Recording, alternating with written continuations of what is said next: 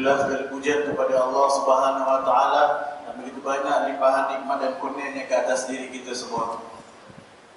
Sallallahu wasallam ala sayyidina nabiyina wa nabiyina Muhammad bin Nabi Mustafa. Kita berselawat dan salam ke atas baginda Nabi Muhammad sallallahu alaihi wasallam rasul pilihan dan juga ahli keluarganya yang suci. Ashab al-Yasin al-Muhajirin wal Ansar. Dan juga para sahabat Nabi daripada golongan Muhajirin dan Ansar. Alhamdulillah, antum fi hadha al-majlis al-mubarak, fi hadha al-masjid al-mubarak, alladhina yatawafaduna ilayhi بكل يوم 5 مرات يبتغون فضلا من الله ورضوانه. Alhamdulillah, kita di dalam majlis yang diberkati ini, di dalam masjid yang diberkati ini, dapat kita hadir ke tempat ini satu hari sebanyak 5 kali. Al-masajid buyutullah. Ke masjid itu adalah rumah-rumahnya Allah Subhanahu Wa Taala.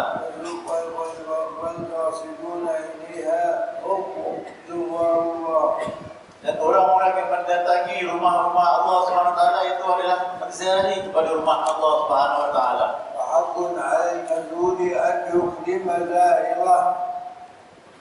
وحق على المسؤول أن يخدم زائره، وحق على الله سبحانه وتعالى. تفضل به عز وجل أن يخدم قاصد المساجد.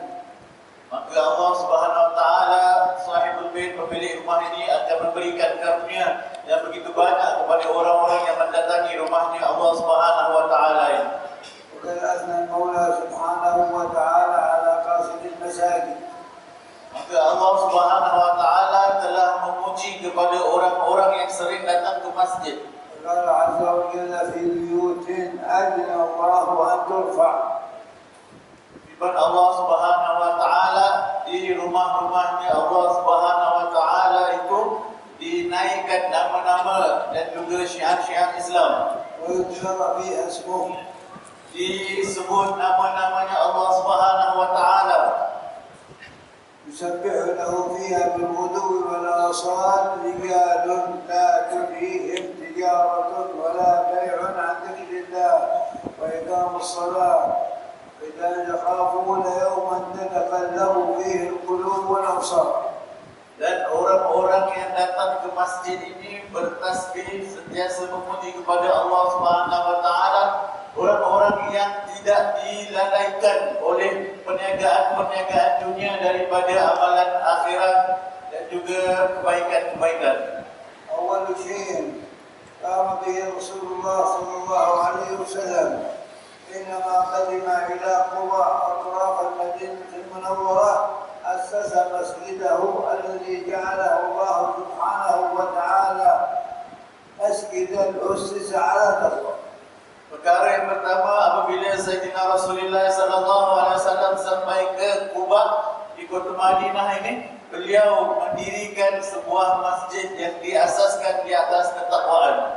ثم لما توجه إلى المدينة المنورة كان أول شيء قام به هو بناء مسجده الشريف صلى الله عليه وسلم. Kemudian apabila baginda Nabi sallallahu alaihi wasallam pergi ke kota Madinah, perkara yang pertama yang dilakukan juga adalah mengasaskan Masjid An-Nabawi yang sangat mulia. فإذا جعلت المساجد لعبادة الله، وجعلت المساجد لاجتماع المسلمين، وجعلت المساجد للالتقاء بينهم وبين بعضهم البعض. Dijadikan masjid ini tempat perkumpulan orang-orang yang saleh dan tempat perkumpulan perkara-perkara yang baik. تحسين المساجد وإتقان بنائها. بشر النبي صلى الله عليه وعلى آله وصحبه وسلم من يقوم بذلك بالجنة. Siapa yang memperelokkan masjid, memakmurkan masjid, mendatangi masjid, baginda Nabi sallallahu alaihi wasallam menjanjikan baginya dengan syurga. وقال صلى الله عليه وعلى آله وصحبه وسلم من بنى لله مسجدا ولو كمفحص الرفاه بنى الله له بيتا في الجنة. لله ولو كمفحص الرفاه. Sabda baginda Nabi SAW, barang siapa yang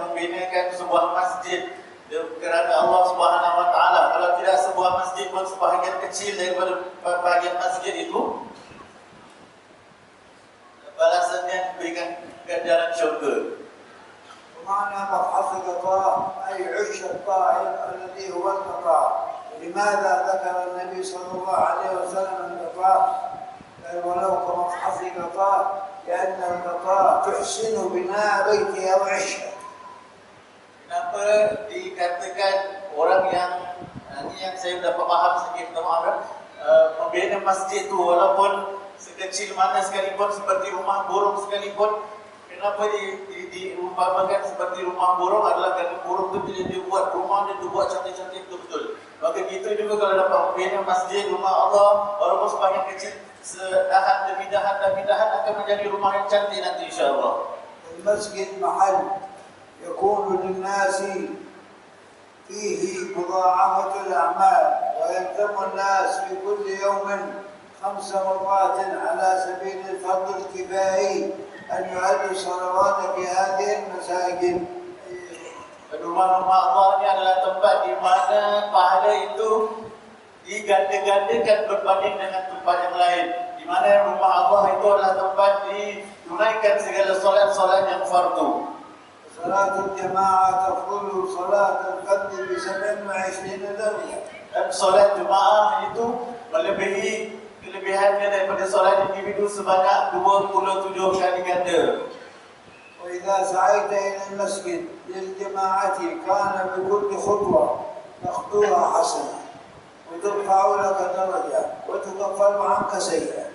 Dan setiap langkah yang kita datang untuk ke masjid, setiap langkah itu akan dihapuskan darjat kita, akan dinaikkan darjat kita di sisi Allah Subhanahu wa taala. الذين يبدون للمساجد فضلا أي وقت صلاة الفجر بشرهم النبي صلى الله عليه وسلم بالنور التام يوم القيامة. بشروا المشائين في الظلام إلى المساجد يعني بالنور التام يوم القيامة.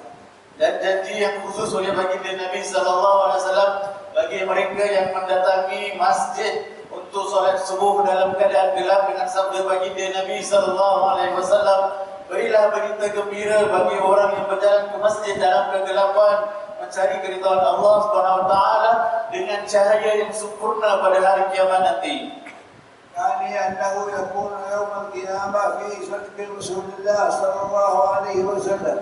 Dan insyaAllah pada hari kiamat nanti dia akan dikumpulkan bersama dengan baginda Nabi sallallahu alaihi wasallam. يوم لا يخزي الله النبي والذين معه والذين آمنوا معه نورهم يسعى بين أيديهم وبأيمانهم. Pada hari kiamat itu hari di mana Allah Subhanahu wa taala tidak sesekali akan mengecewakan para nabi dan juga mereka-mereka yang mengikuti para nabi dan rasul. Pada hari itu cahaya pada para nabi akan terpancar di bahagian depan mereka dan di mana saja di keliling sekitar mereka. ومسجدكم هذا مسجد الأنصار. Dan masjid ini diberikan nama Masjid Al-Aqsa. وما أدراك ما الأنصار؟ Kamu tahu tak apakah mereka? Siapakah mereka? Itu golongan Ansar. أنصار من؟ أنصار رسول الله صلى الله عليه وسلم. Ansar, penolong siapa? Penolongnya Rasulullah sallallahu alaihi wasallam. استقبلوا رسول الله Mereka menerima Nabi sallallahu alaihi wasallam dengan hati yang terbuka. وآووا رسول الله Mereka yang mempertahankan Nabi sallallahu alaihi wasallam. ونصروا رسول الله Mereka membantu perjuangan baginda Nabi sallallahu alaihi wasallam. وقدموه على أنفسهم بالمحبة وعلى أبنائهم وعلى كل ما يحبون. Mereka mendahulukan kecintaan terhadap baginda melebihi daripada kecintaan terhadap diri mereka, anak-anak mereka dan harta dan rumah mereka. أحب الأنصار النبي صلى الله عليه وسلم رجالهم ونساؤهم وصغارهم. Golongan Ansar semuanya sekali mencintai baginda Nabi sallallahu alaihi wasallam. Dari golongan lelaki, dari golongan perempuan, anak-anak juga mencintai baginda Nabi sallallahu alaihi wasallam. حتى الأطفال الصغار شغلت قلوبهم بحب النبي المختار. Sehinggalah kanak-kanak kecil hati-hati mereka telah diisi dengan kecintaan kepada baginda Nabi Muhammad sallallahu alaihi wasallam. كان يمشي صلى الله عليه وسلم في بعض طرقات المدينة فلقيه أطفال الصغار بنات الصغار سمعهن النبي صلى الله عليه وسلم ينشد: نحن جواد من بني الأنصار يا حبذا محمد هجان. Di satu ketika baginda Nabi SAW melalui satu jalan-jalan di Madinah dan ada kanak-kanak kecil bermain-main, dan sepaham saya Nabi mengatakan kanak-kanak kecil ini apabila mereka bermain, mereka melantunkan nasyid kecintaan kepada baginda Nabi SAW. لما سمع منهن النبي ذلك وهن بلا بنات صغار خاطبهن النبي صلى الله عليه وسلم وقال لهن: أتحبينني؟ تحبونني؟ Apabila baginda Nabi SAW mendengar pujian-pujian daripada kanak-kanak kecil ini, baginda berbicara kepada mereka dan bertanya kepada mereka, adakah kamu semua mencintai diriku? قلنا: نعم يا رسول الله. Mereka mengatakan, sudah tentu ya Rasulullah. قال لهم النبي صلى الله عليه وسلم: والله إني لا أحبكم. Baginda SAW berjawab dengan, demi Allah Subhanahu Wa Taala, aku juga mencintai kamu semua. أحب النبي الأنصار وأحبوه. Nabi kaum Ansar mencintai Nabi dan Nabi juga mencintai kaum Ansar. فدوه بأموالهم وديارهم وأنفسهم وبلادهم وكل ما عندهم. Dan mereka datang mempersembahkan kepada baginda diri mereka, harta mereka, rumah mereka dan semua yang mereka miliki. وأثنى الله سبحانه وتعالى عليهم وقال: والذين تبوأوا الدار والإيمان يحبون من هاجر إليهم ولا يجدون في صدورهم حاجة ويؤثرون على أنفسهم ولو كان بهم خصاصة. Dan kaum Ansar ini disebut oleh Allah SWT dalam firman-Nya, memuji kaum Ansar, mereka adalah golongan-golongan yang mempunyai ketakwaan dan hati-hati mereka bersih, tidak mempunyai sebarang ajaran-ajaran apa-apa kecuali berkhidmat kepada Rasulullah SAW. Dan mereka ini orang-orang yang mempunyai sifat isar, yaitu mendahulukan yang lain lebih daripada diri mereka. وما معنى خصاصة؟ معناه ولو كانوا فقراء يحبون رسول الله ويبذلون من أجله ومن أجل المهاجرين أموالهم ولو كان أموالهم قليلة. Dan kaum Ansar ini tak semestinya yang kaya-kaya saja, yang miskin, yang khasasah, yang ada kemiskinan. Kerana kecintaan kepada baginda SAW, mereka sanggup memberikan harta mereka walaupun diri mereka sendiri sedang dalam keadaan yang memerlukan. لأن النبي صلى الله عليه وسلم بعدما هاجر إلى المدينة جعل الكفار حصارا على المدينة لا يدخل إليها الأكل ولا الطعام ولا القوافل التي تذهب إلى الشام. Dan apabila baginda Nabi SAW masuk ke kota Madinah, kaum kufar melakukan boikot ataupun melakukan halangan, menghalang makanan untuk sampai ke kota Madinah.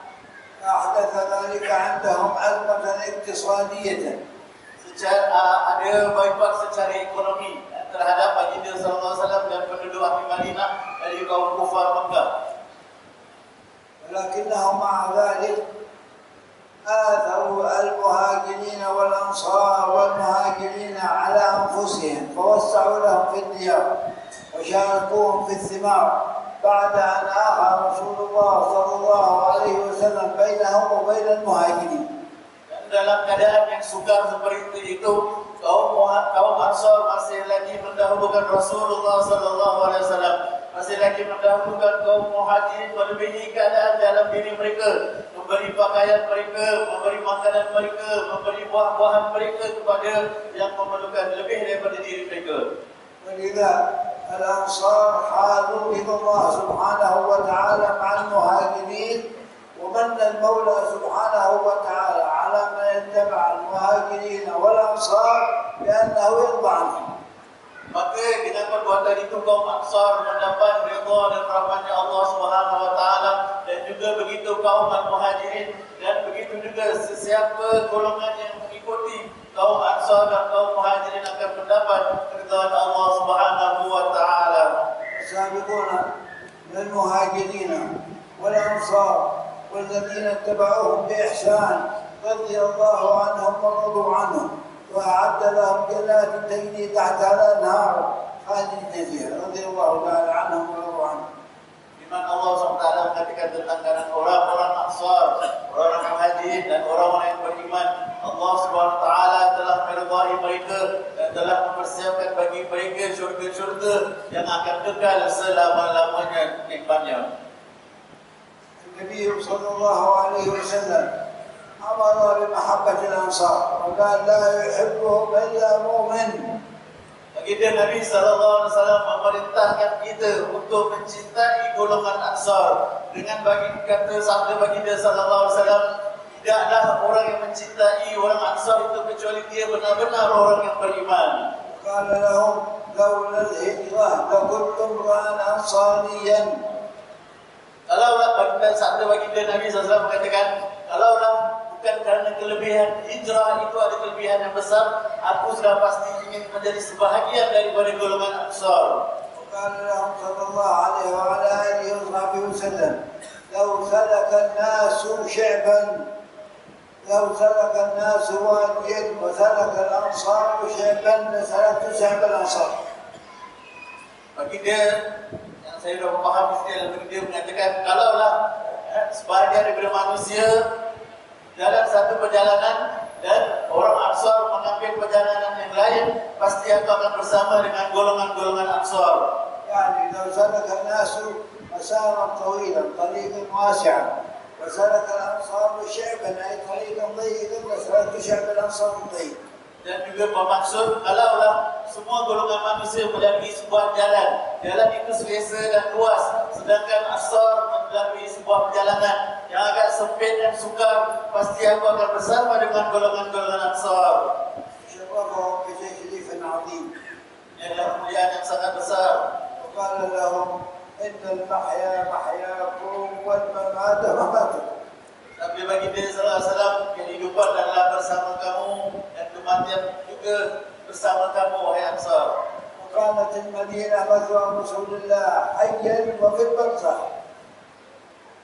كانت المدينة مسكن رسول الله ومحل وفاته صلى الله عليه وسلم. Dan Madinah itu adalah tempat tinggalnya baginda Nabi SAW, juga tempat kewafatan baginda Nabi Muhammad SAW.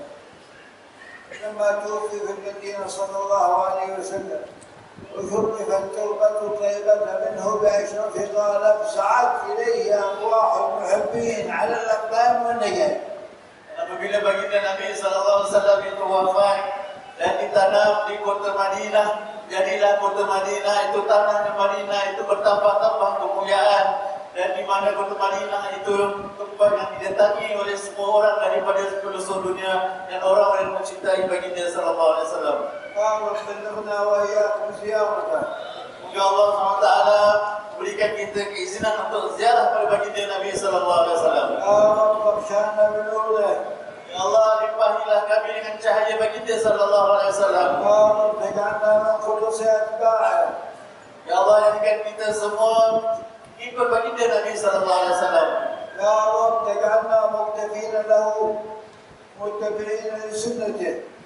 Jadikan ya Allah, jadikan kita semua orang-orang yang mengikuti sunnah-sunnah baginda SAW. يا رب تحشرنا في ظل عرشك يا من لا ظل إلا ظله.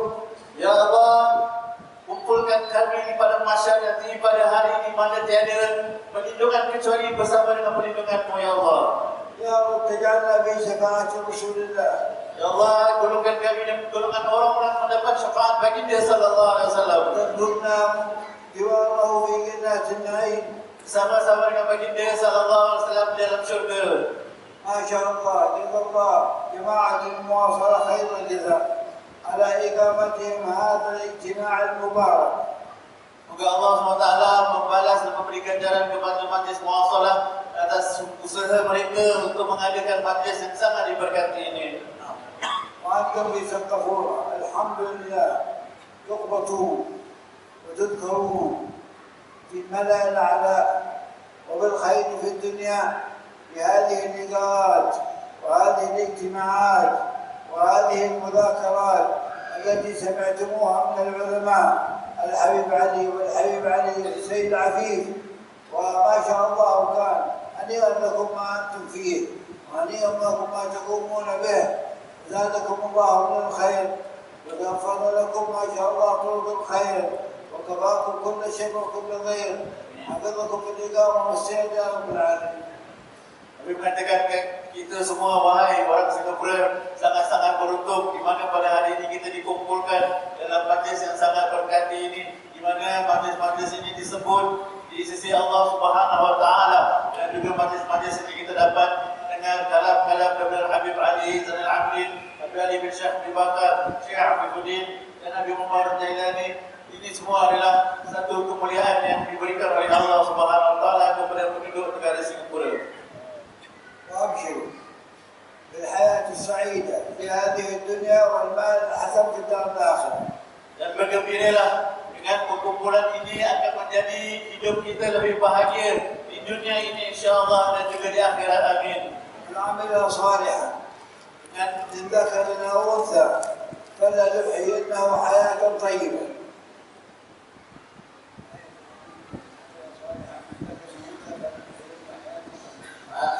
Firman Allah Subhanahu Wa Taala, barang siapa yang melakukan amal soleh sama ada lelaki ataupun wanita, pasti Allah Subhanahu Wa Taala akan memberikannya kehidupan yang baik.